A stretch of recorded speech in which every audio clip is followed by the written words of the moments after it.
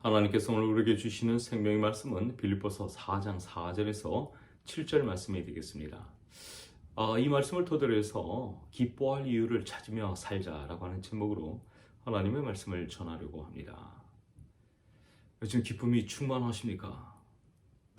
요즘 매사에 웃음이 넘쳐나십니까? 요즘의 상황을 보면서 우리는 기쁨이나 이런 웃음을 발견하기가 쉽지는 않습니다. 왜 이렇게 우리는 이 기쁨이 메말라져 가고 있을까요? 웃음이 항상 넘쳐야 할 텐데 이렇게 웃음을 잃어버리고 살아가고 있을까요? 물론 많은 이유들이 있겠습니다만은 주변의 환경이나 여건에 우리들의 마음을 빼앗겨 살기 때문일 것입니다. 사실 하나님은 우리에게 기쁨이 충만한 인생을 살 수 있도록 여건을 허락해 주셨습니다. 그 근거가 어디 있겠습니까? 예수님께서 이렇게 말씀하셨습니다. 내가 늘 너희와 항상 함께 하시리라. 내가 늘 너와 함께 하리라. 이 말씀만큼 강력한 기쁨의 원동력이 되는 말씀이 어디에 있겠습니까? 늘 함께 하시겠다라고 하는 말씀입니다. 우리가 어떠한 상황에 처해 있다 할지라도, 우리가 어떠한 여건에 또 직면해 있다 할지라도 내가 너와 함께 하시리라. 아멘. 이 말씀으로 우리가 충만한 기쁨이 넘쳐나야 될 줄로 믿습니다. 하지만 이렇게 우리에게 굳건한 약속의 말씀을 주셨건만 우리는 이 약속의 말씀을 잊은 채 살아가고 있다고 하는 사실입니다. 그러다 보니까 많은 우리 예수 믿는 사람들조차도 기쁨을 상실한 채 살아가고 있습니다. 왜 우리는 기쁨보다는 슬픈 기색을 하면서 살아가고 있을까요? 왜 우리는 웃음과 기쁨이 넘쳐나야 될 텐데 이렇게 초조한 얼굴을 가지고 우리가 살아가고 있느냐라고 하는 말씀입니다. 그 이유는 하나님의 약속에 대한 굳건한 신뢰보다는 보이는 환경과 여건에 우리의 마음을 빼앗겨 살아가고 있기 때문입니다. 스스로 한번 질문해 보았으면 좋겠습니다. 나는 하나님의 약속의 말씀, 내가 너와 함께 하시겠다라고 하는 임마누엘의 약속을 믿고 사는지, 아니면 보이는 환경에 의해서 늘 시시때때로 내 마음이 빼앗겨 살아가고 있는지 한번 질문해 보았으면 좋겠습니다. 오늘 본문에 보면은 감옥에 갇혀 있는 바울의 그 모습을 보여주고 있습니다. 지금 바울이 처해 있는 상황은 감옥 안에 있습니다. 요즘같이 현대 시설로 잘 꾸며진 그런 감옥이 아닙니다. 바울이 살던 시대의 감옥은 굉장히 여건과 상황이 좋지 못한 상황이었습니다. 춥죠. 또 먹을 거 제대로 먹겠습니까? 냉방, 온방, 온난방, 추우면 따뜻하게 해주고 더우면 차갑게 해주는 그런 시스템도 없습니다. 또 특별히 이 목숨에 관련해서는 언제 죽을지도 모르는 그런 상황에 처해 있습니다. 그런 여러 가지로 열악한 환경 속에서도 사도 바울이 빌립보 교회를 향해서 쓴 편지의 내용이 무엇입니까? 기뻐하라 라고 말씀하고 있습니다. 그냥 막연하게 기뻐하라 라고 하는 것이 아니라 주 안에서 기뻐하라. 아멘. 주 안에서 기뻐하라.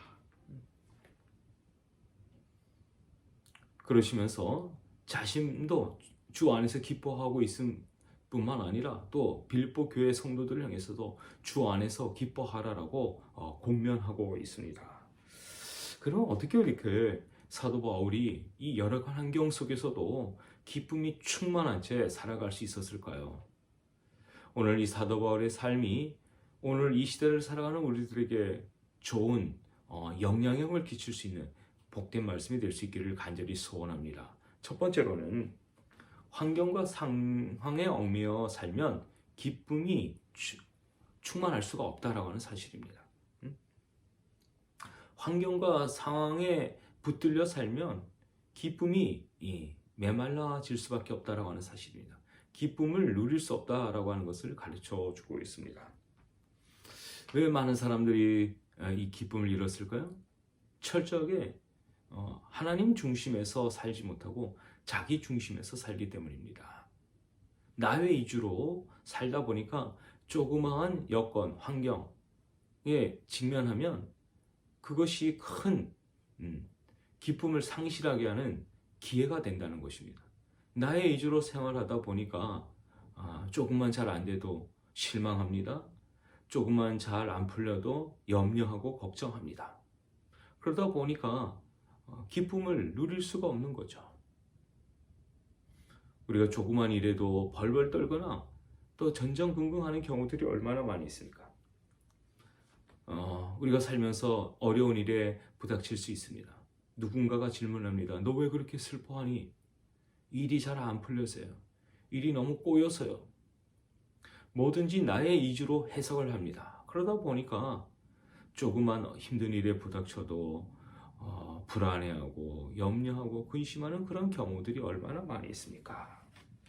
성도는 자기 중심적으로 살아가는 사람들이 아닙니다. 예수를 믿는 사람들은 자기가 주인이 되어서 살아가는 사람들이 아닙니다. 성도는 어떤 사람들입니까?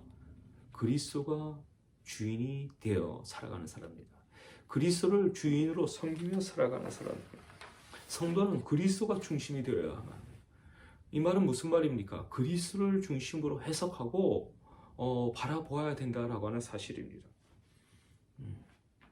사도 바울은 복음을 증거하였습니다. 그 결과로 인해서 지금 감옥에 갇혀 있는 것입니다. 사도 바울이 감옥에 갇혀 있었던 이유를 감옥에 갇혀 있으면서도 기뻐할 수 있었던 이유가 무엇입니까? 만약에 자기 위주로 해석을 하며 살아갔다면 기뻐할 수가 없죠. 이게 뭐야? 오히려 뿔난 사자처럼 화내고 원망이 많았을 것입니다.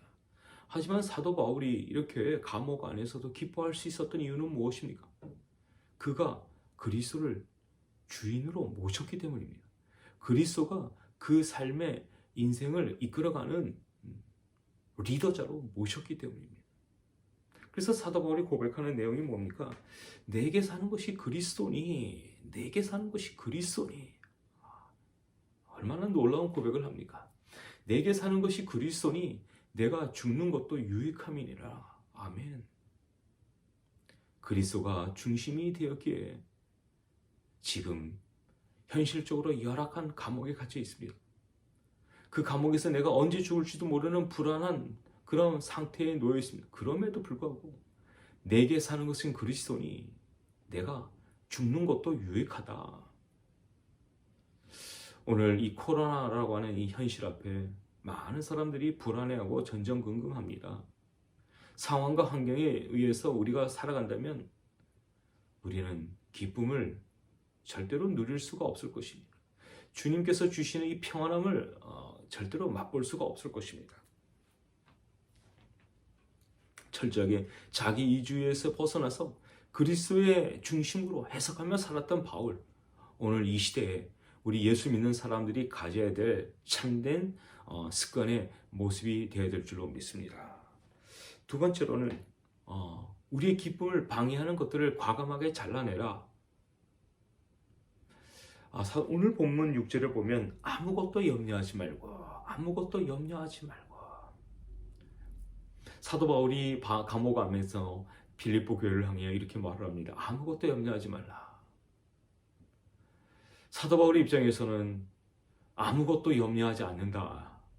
난 염려하지 않아. 내가 어떻게 되든지 그리스도께서 내 인생을 만들어 가실 거야. 우리 안에도 이런 강력한 확신과 담대함이 필요합니다. 우리는 너무 허약합니다. 사도 바울도 예수님이 함께 하신다라고 하는 이 약속의 말씀을 믿었기에 이런 확신에 찬 말을 할 수 있었던 것입니다. 오늘 우리도 우리 안에 늘 계시는 성령님, 우리를 지켜주시고 보여주시는 이 성령님 계심을 믿고 우리 안에 늘 꿈틀거리는 이 염려를 과감하게 잘라내야 될 줄로 믿습니다. 약속의 말씀을 따라 살아야 될 사람들이 이 염려에 빠져서 살면 우리는 제대로 활기찬 인생을 살아갈 수가 없습니다. 사실 그리스도인이라고 해서 근심할 이유가 없는 것은 아닙니다. 우리도 똑같은 인간이기에 세상 사람들처럼 근심케 하는 일들이 많습니다. 염려케 하는 일들이 많습니다. 불안케 하는 일들이 많습니다. 두렵게 하는 일들이 많습니다. 하지만 예수를 믿는 사람들은 풀어가는 방식이 달라야만 합니다. 오늘 우리에게 늘 도사리고 있는 이 염려 과감하게 잘라내십시오. 제거하십시오. 염려한다고 해서 염려가 해결되는 게 아닙니다. 근심한다고 해서 근심하던 것들이 해결되는 것이 아닙니다. 사도 바울은 여러 가지로 염려케 하는 현실 앞에서도 그분은 철저한 주님의 그 은혜 아래에 있었다라고 하는 사실입니다. 기뻐할 수 있는 여건이 하나도 없었습니다. 그럼에도 불구하고 그가 그렇게 충만한 기쁨이 넘쳐나는 삶을 살 수 있었던 이유도 바로 그것입니다. 주님을 신뢰했기 때문이다. 주님이 내 곁에 계심을 확신했기 때문입니다. 우리의 현실적인 눈으로 볼 때는 두렵게 하는 일들이 많습니까?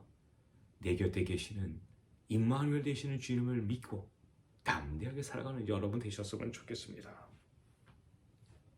빌리 썬데이라는 사람이 이런 말을 했습니다.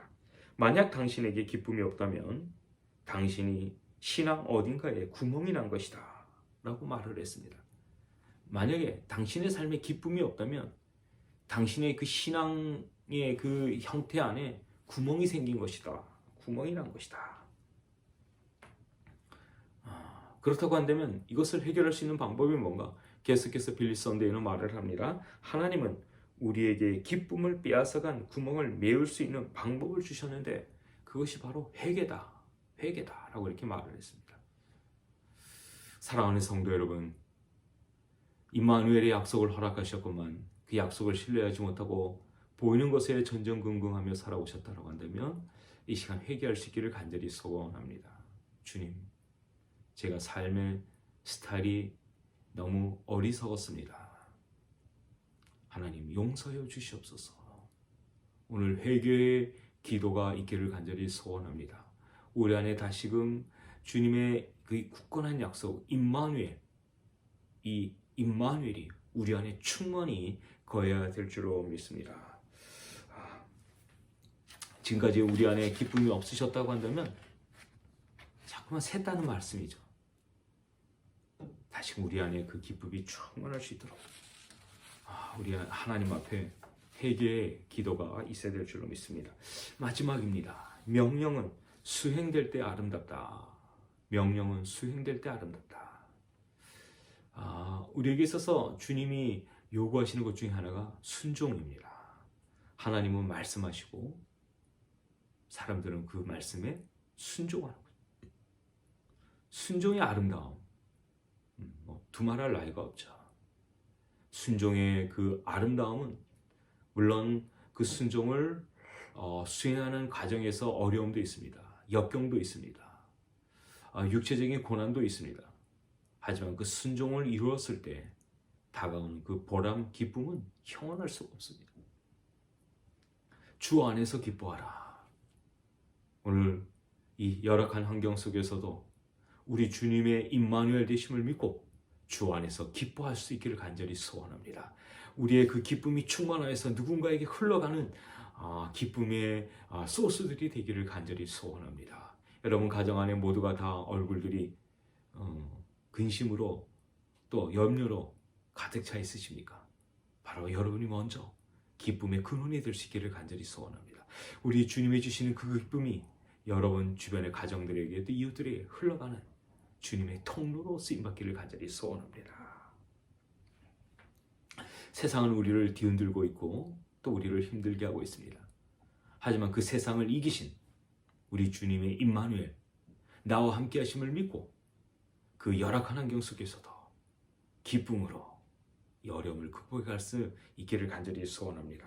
사도 바울은 감옥이라는 현실 속에서 갇혀 있었습니다. 하지만 그가 기뻐할 수 있었던 이유를 우리가 찾는다면 오늘 우리 현실 이 코로나라는 감옥 속에 우리가 갇혀 있습니다. 주변에 뜻밖의 사람들이 죽어가고 있고 또 여러 가지로 열악한 또 그 코로나로 인해서 힘든 그런 시기를 또 겪어가고 있는 사람들이 있습니다. 오늘 그들에게 주님이 우리에게 주시는 그 이 확신에 찬 임마누엘의 그 말씀을 믿고 우리 스스로도 강건하여지고 그 주변에 있는 많은 분들에게 기쁨의 근원이 될 수 있도록 또 기쁨이 흘러갈 수 있도록 우리가 쓰임받는 여러분 되기를 간절히 소원합니다. 기쁨은 환경과 상황에 의해서 결정되지 않습니다. 기쁨은 내 안에 그리스도를 중심으로 사느냐, 그리스도를 주인으로 믿고 사느냐에 달려있는 것입니다. 주님이 시키는 대로 우리가 살아가십시다. 주님이 늘 우리에게 말씀하십니다. 그 말씀에 우리가 순종하고 그 말씀에 우리가 적극적으로 또 동참하면서 살아갈 때 우리는 분명 예기치 않는 기쁨을 누리며 살아갈 수 있을 줄로 믿습니다. 이번 한 주간도 기쁨이 충만한 주님의 종들의 삶이 될 수 있기를 간절히 축원합니다.